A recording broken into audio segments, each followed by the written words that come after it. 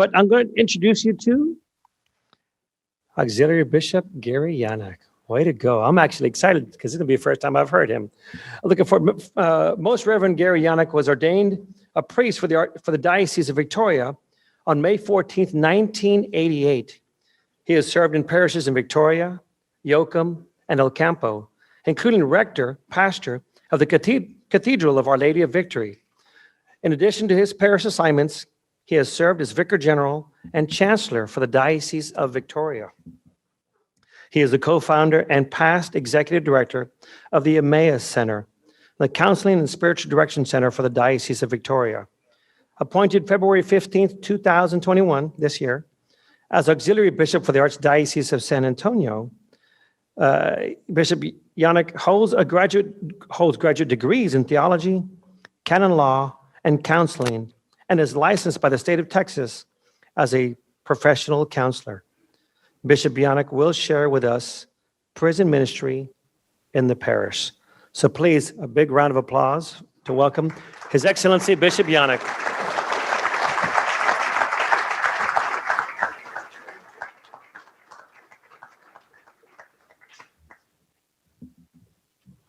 Thank you. Good afternoon.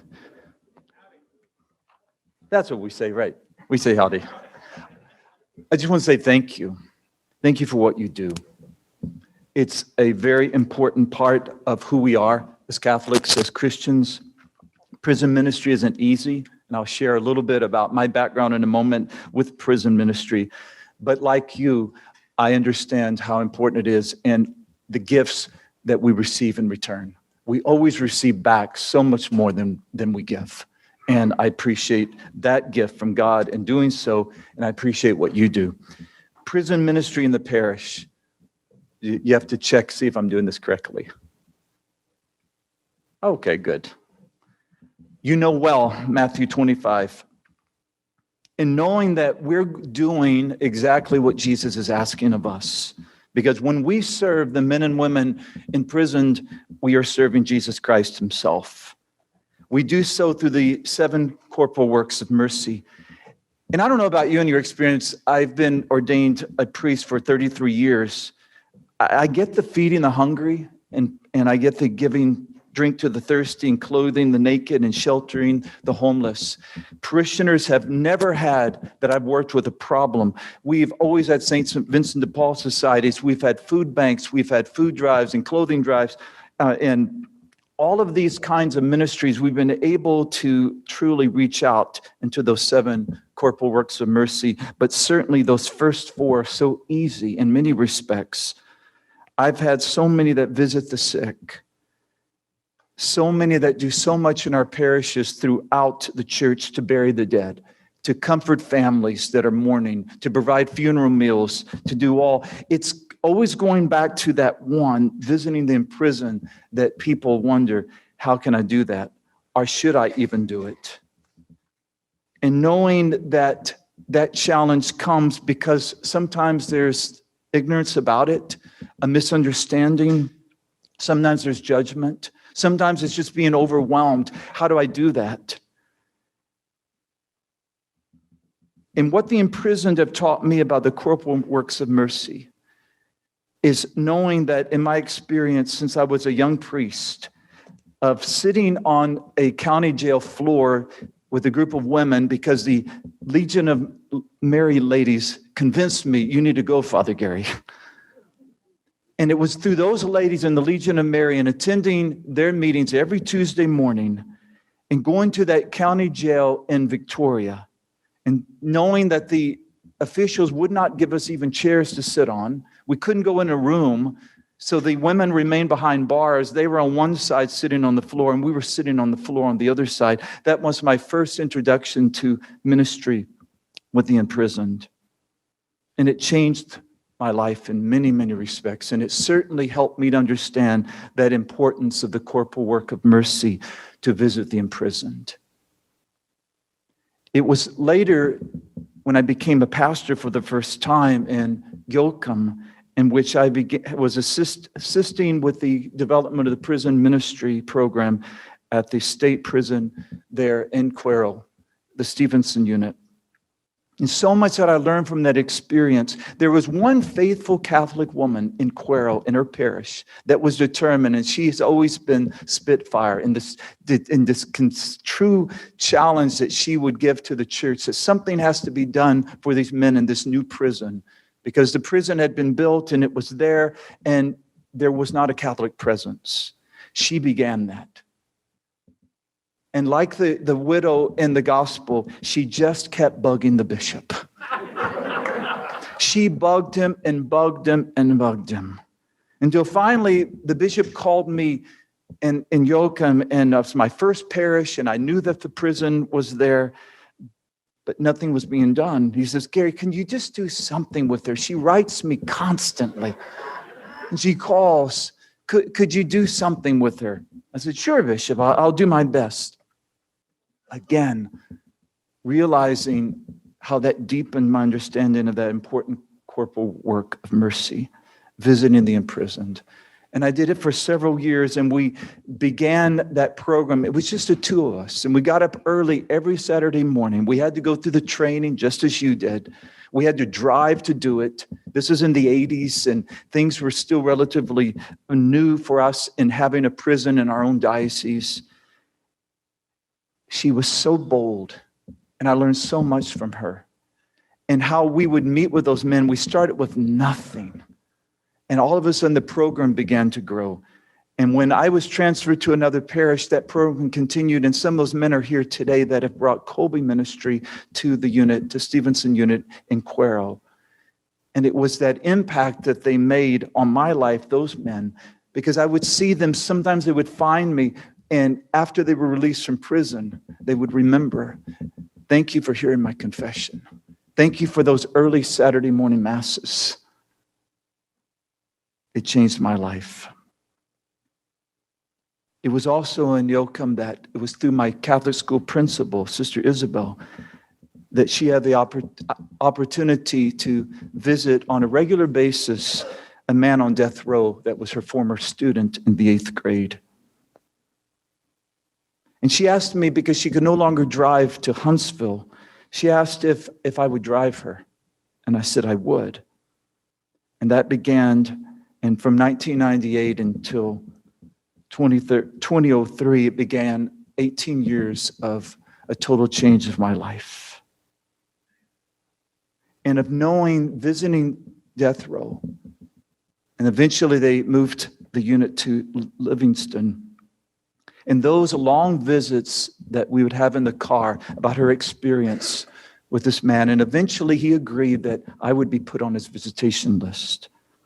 So for those years, I would visit him with Sister. I would write him letters. And to this day, I have every letter he's ever written to me. And how it was not about me judging him, because people said, how can you go to death row? He says, I've read the story. I know, we know what he did. We know what he was convicted of. Do you talk about that? I said, of course not. Because I don't go there as his judge. I go there more concerned with his soul. And I would see the change in him. And eventually the day came. In fact, it's today. On July 24th, 2003, he was executed. And he asked me and Sister Isabel to be witnesses to his execution. And that whole experience changed my life even more. To understand that Jesus meant what he said. That when we visit those that are imprisoned, we are visiting him. It was then that I realized that my pro-life stance had to change. Not only was it about defending the unborn, there had to be a consistency, for me at least. Coming from a very conservative background and family, death penalty was acceptable. It wasn't for me any longer. There had to be a consistency of life for me. It was about recognizing that pro-life is about protecting the child in the womb and the right to be born, but also making sure that there's a consistency that once conceived until natural death, that's what it means to be pro-life.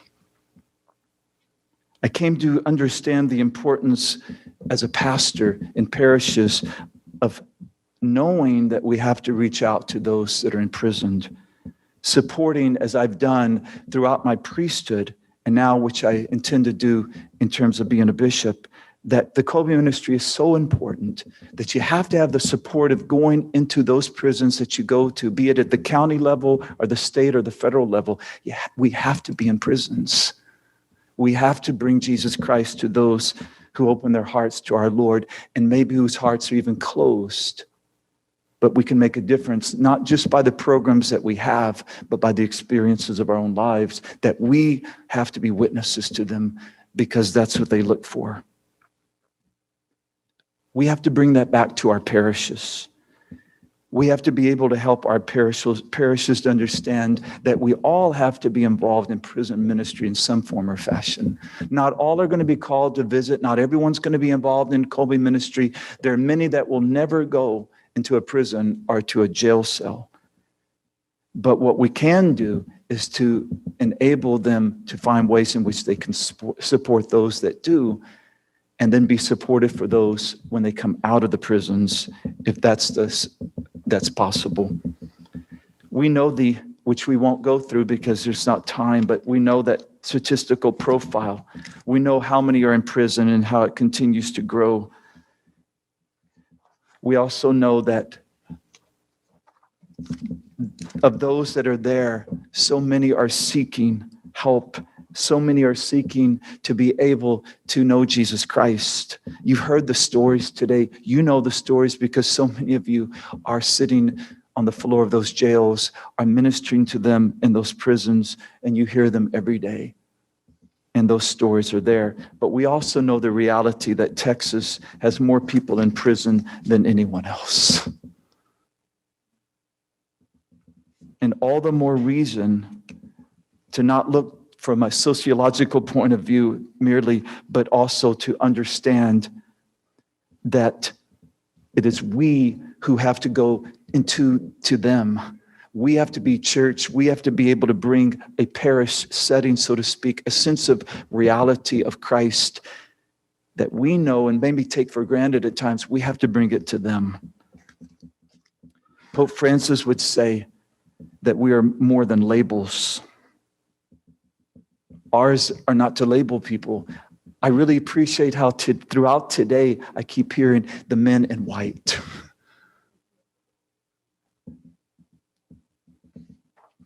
It gives them a sense of dignity. And what can a parish do?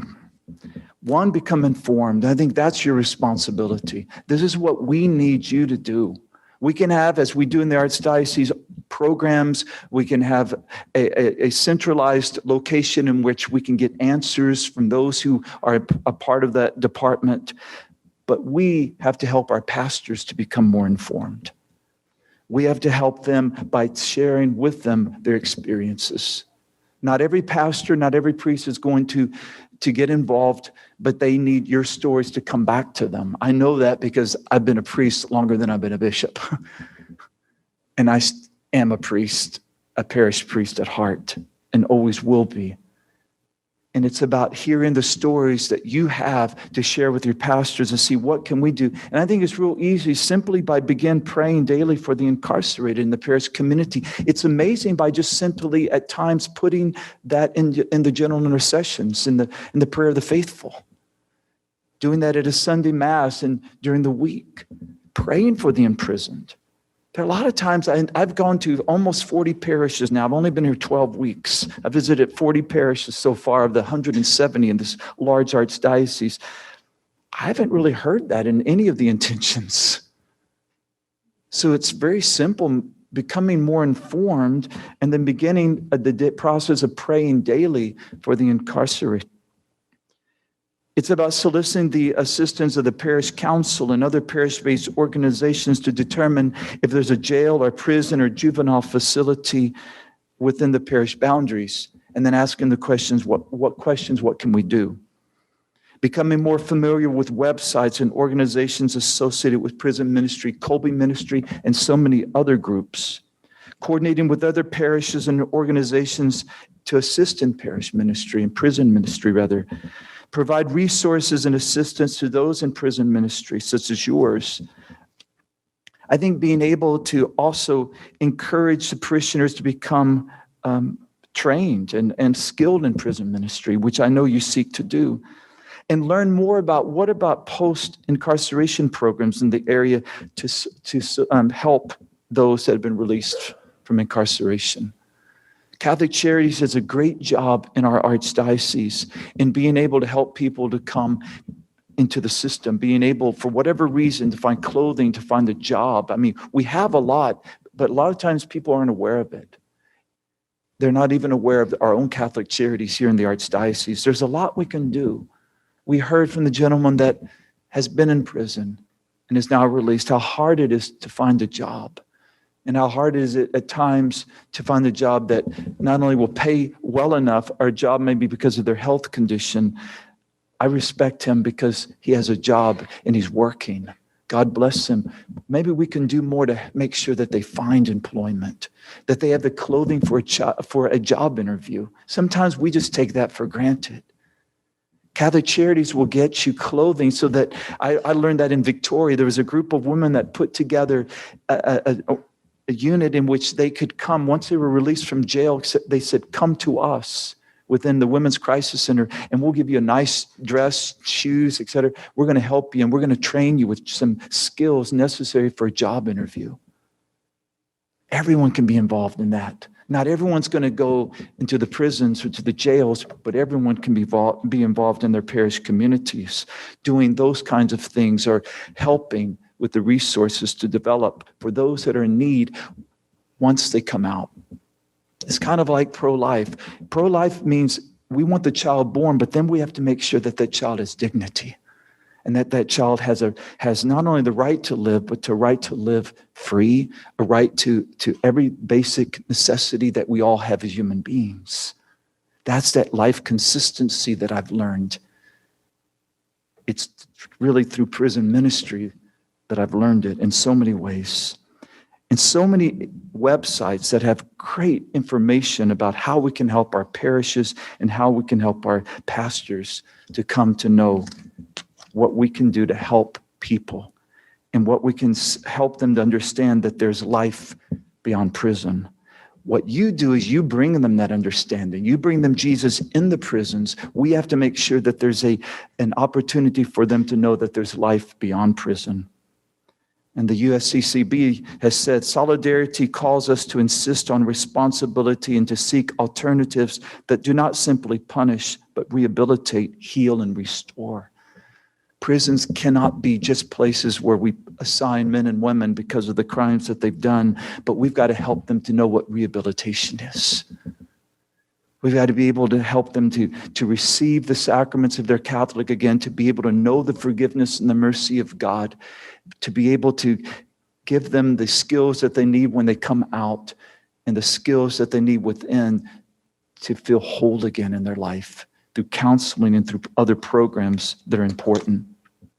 And then when they return, and you've seen them in your parishes, and I've seen them in my parishes, in the many places that I've been as a priest, we have to make sure that our parishes are welcoming. Pope Francis again has said, if hope is closed in a cell, there is no future for society. Never deprive one of the right to start over. That's what you do. That's what I'm grateful for, to be a part of this, and knowing Colby Ministry started right here in the Archdiocese, and knowing the faces now. I see you. I see the work that you've done and the commitment that you have. Our parishes in the Archdiocese and throughout our church have to be those that welcome those that have been incarcerated back home. They have to assist them with rejoining society, find ways to assist them with needed resources for job interviews, etc., and provide them with spiritual nourishment in our parish programs. They have to know that our parishes are their homes. I was in prison and you visited me. We forget that we are all sinners, and often without being aware of it, we too are prisoners. As Father Mitch said so beautifully, sometimes we can become imprisoned in our own sinfulness. It's about being free in Christ and bringing that freedom in Christ, living our own life, not a duplicity, not a double life, but living a consistent life of hope in Jesus, knowing who to turn to when we fail, as we all do at times, receiving the sacraments of the church, being people of mercy, and then bringing that good news to others who long for it and who hope for it. Thank you for what you do. God will bless you greatly for all that you give, because it's always about surrendering. And when we do, God always gives back to us so much more than we give. Thank you.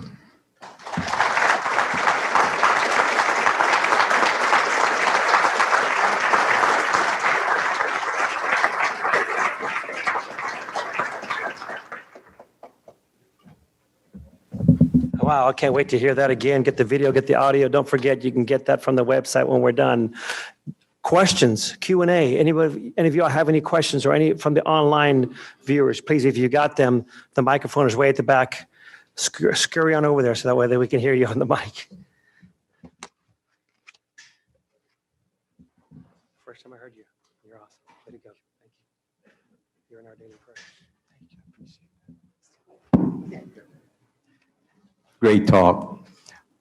Your Excellency, I heard you talk.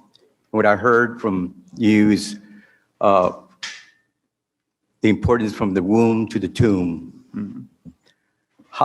What is your thought process on, and this may not be the place to talk about it, but what is the process, or what is your thought about the migration of people trying to come across, and they're closing the doors, and these people are suffering and dying?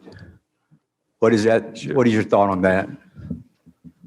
I get chills when you ask the question, because I was at the border in Del Rio 2 weeks ago. I don't want to be political. I want to look at the human being, and that's who I see. I mean, it's the same way you do in the prison. I can't look at someone and decide if whether or not they're worthy of help. Be it the prisoner, or migrant, or someone who comes here legally, or someone who comes here illegally. I just know when I'm called to help human beings in the name of Christ, I have to help them.